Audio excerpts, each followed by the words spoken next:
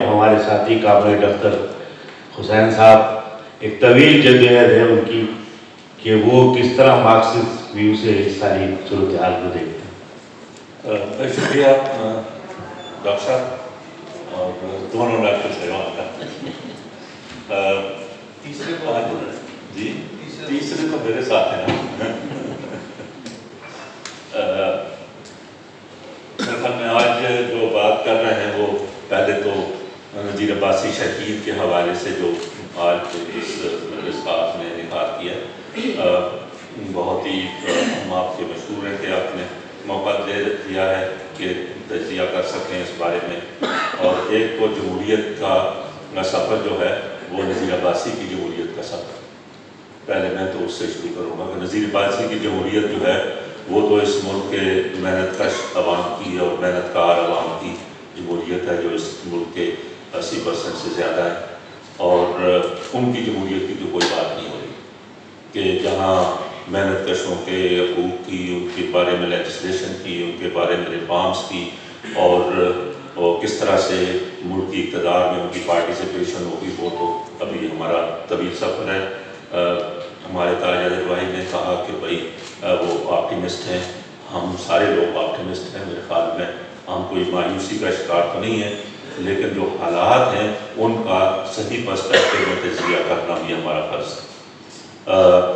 جمہوریت جو ہے کوئی ویگ نہیں ہے۔ جمہوریت کے لیے میں سمجھتا ہوں کہ جو بنیادیں ہیں اور اس ملک کے اندر بنیادی طور پر جو مسائل تھے جمہوریت کے راستے میں رکاوٹیں ہیں، وہ اس میں تو میں سمجھتا ہوں کہ وہ اور اضافہ ہوا ہے، کمی نہیں ہوئی ہے۔ یعنی پہلی چیز کہ یہ ملک ایک کثیر القومی ملک ہے، اس ملک کو ایک ٹرولی فیڈرل اسٹیٹ بننا چاہیے جس میں فیڈریٹڈ یونٹس جو ہیں ان کے معاشی وسائل ان کی قدرت میں ہیں، تو وہ تو ابھی تک سب بھی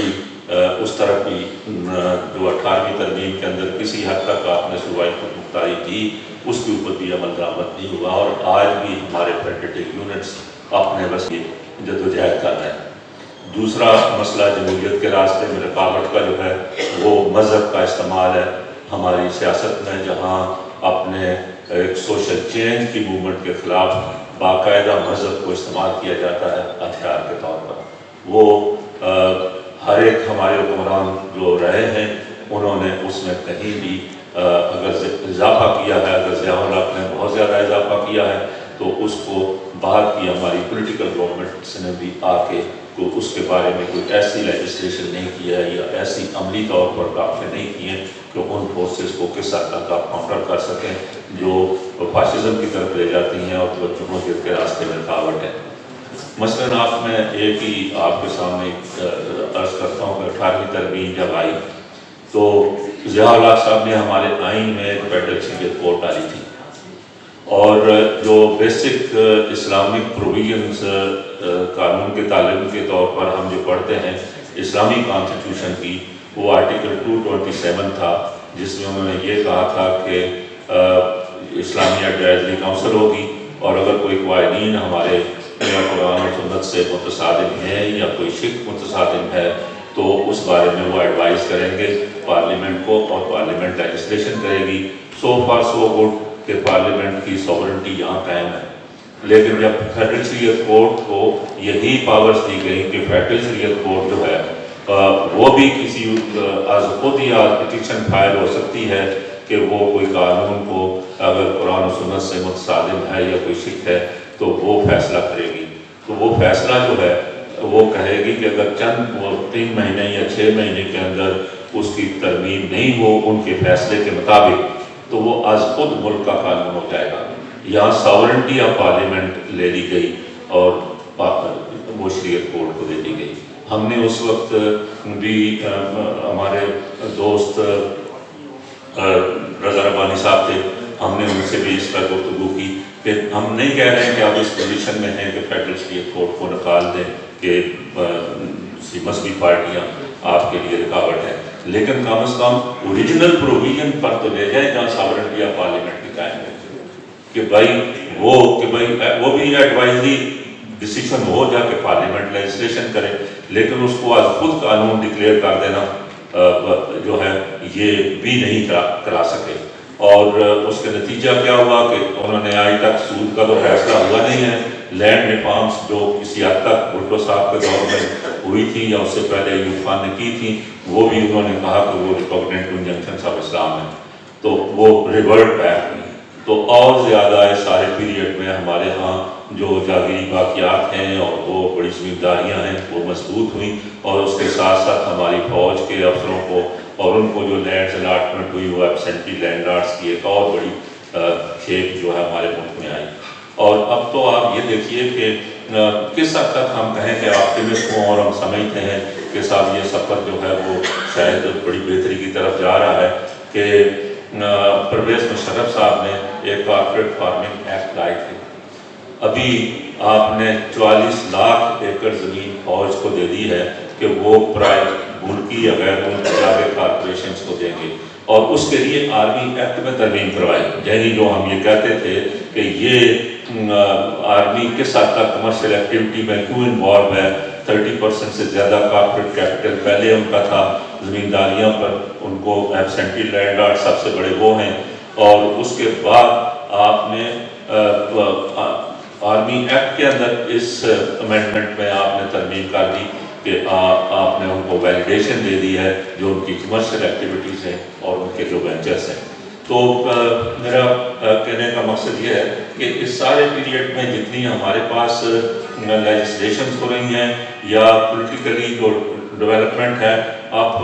اسی سے دیکھتے ہیں نا کہ کس کی مجھے تو کوئی کمٹمنٹ نہیں نظر آتی بڑی پولیٹیکل پارٹیز جو ہماری پارلیمنٹ میں ہیں ان کی، کہ کس طرح سے جمہوریت کو اور اس کے سفر کو آگے بڑھایا جائے اور ان تمام فورسز کو یا ان اقدامات ایسے لیے جائیں جس میں جمہوریت آگے ایڈوانس کرے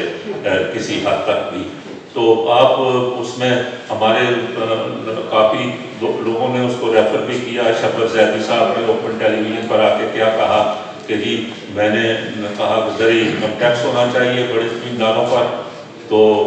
کوئی انہوں نے نوٹس دیا تو ہمارے ایک جو یہ قریشی صاحب کوئی 26 MNAs کو ساؤتھ پنجاب کے لے کے آگے کہ آپ کیا بات کر رہے ہیں، ہمارے بغیر کوئی گورنمنٹ چل نہیں سکتی، آپ زراعت اور ٹیکس کی کیا بات کرتے ہیں. اگر وہ KP میں تمباکو کی بات کرتے ہیں اس کے اوپر ٹیکسز کی تو وہاں سے کہتے ہیں کہ 20 سینیٹر آ جاتے ہیں کہ بھائی یہ آپ کیسے کر سکتے ہیں. اگر آپ بلوچستان میں ہر آدمی جانتا ہے کہ کتنے حد تک ہزاروں ٹرک روز ایران کا بارڈر، ڈاکٹر صاحب زیادہ بتائیں گے اس علاقے کے ہیں کہ کتنی اسمگلنگ ہوتی ہے. اگر اس کو ریگولائز کرنے کی بات کرتے ہیں اکنامکس کے حوالے سے کہ بھائی کچھ اس میں کسٹم ڈیوٹی لگا کے اس کو ریگولائز کر دیں تو کور کمانڈر صاحب آ کے کہتے ہیں کہ بھائی آپ یہ کیسے کر سکتے ہیں. اگر DHE کی پراپرٹیز کو کہتے ہیں کہ ویلیویشن FBR ویلیو پہ زیادہ ٹیکس لے لیا جائے تو چیف آف آرمی اسٹاف آپ کو کہتے ہیں کہ صاحب یہ کیسے آپ کر سکتے ہیں. تو یہ لیول ہے ہمارے پاس ہماری اکنامکس کا اور ہماری پالیٹکس کا، اور اس کے سامنے ہماری پولیٹیکل پارٹیز جو پارلیمنٹ میں ہیں اور وہ اس کی ڈیفینڈر بن جاتی ہیں اور اس کو اور زیادہ ایڈوانس کرتی ہیں. اب 9 مئی کو لے لیں نا، تو 9 مئی کے بعد جو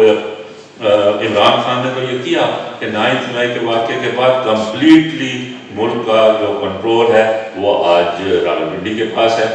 اور اس میں جو پالیسیز ہیں جو گورنمنٹ بنی اس کے بعد جو 16 مہینے کی، انہوں نے اس کو اور زیادہ ایڈوانس کیا. انہوں نے وہ تمام ان کے کہنے کے مطابق جو ہے وہ قوانین میں بھی ترامیم کی ہیں اور ان کی پالیسیز کو بھی جو ہے وہ ایکسیپٹ کیا اور ایڈوانس کیا جیسے مدن صاحب کہہ رہے ہیں. تو اس ساری سچویشن میں سمجھتا ہوں کہ کوئی ہمیں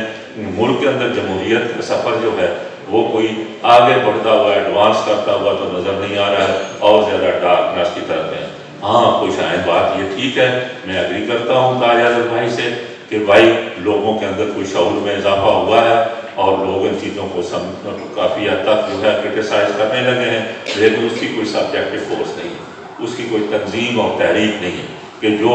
اس شعور کو چینلائز کر سکے اور لوگوں کو منظم کر سکے اور تحریک کی صورت اختیار کر سکے. اور اس میں ہماری جو بڑی پارٹی پارلیمنٹریز ہیں وہ رکاوٹ وہ بھی رکاوٹ بنتی ہے، اور باقی تو رکاوٹیں ہمارے راستے میں ہیں ہی ہیں. تو میں سمجھتا ہوں کہ یہی ہے، اس